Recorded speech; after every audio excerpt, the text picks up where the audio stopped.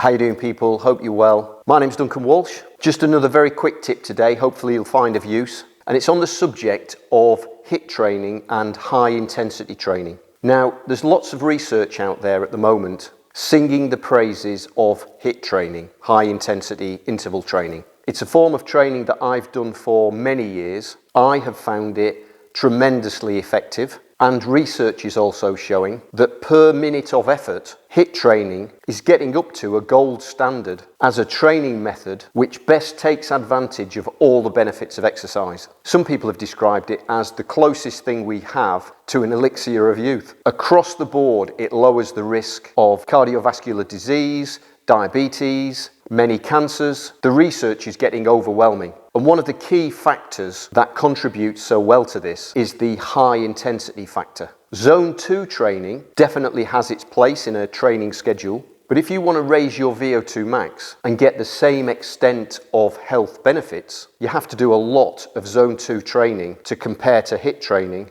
And from a time efficiency point of view, HIIT training definitely seems the way to go.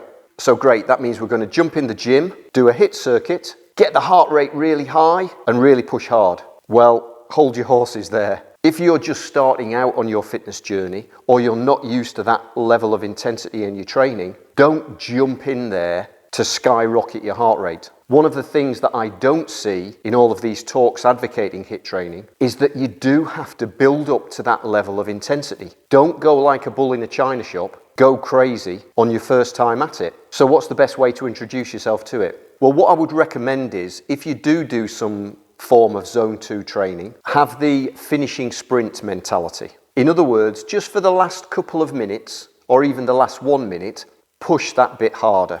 So I'm describing it as a finishing sprint mentality, but it doesn't have to actually be a sprint. Just something that's a bit harder than the rest of the workout was, a pace that is maybe a little bit faster, and then you can stop, the workout ends, and you can recover. It's also a little bit easier mentally, because if the workout's tough midway through, you may find it a bit more difficult to finish the workout. The other thing is, if you're at the level where you're going for a walk, when you come back to the house, you could maybe try a minute's worth of burpees, maybe 90 seconds, maybe push up to 2 minutes once you get used to them. I've got a video here describing 2-minute hack, how to get fit in 2 minutes, or you can actually try HIIT training, and the work to rest ratio can be varied. You might have 30 seconds on, 15 seconds off, a minute on, a minute off, a minute on, 45 seconds off. But just push yourself to start mediumly hard. That's a technical scientific term, mediumly hard. But in terms of perceived effort, and then grade yourself up to working harder.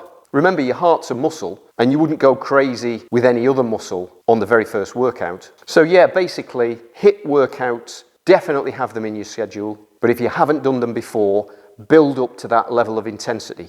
But when you get there, the benefits will be massive. Okay, thanks again for watching. See you in the next one.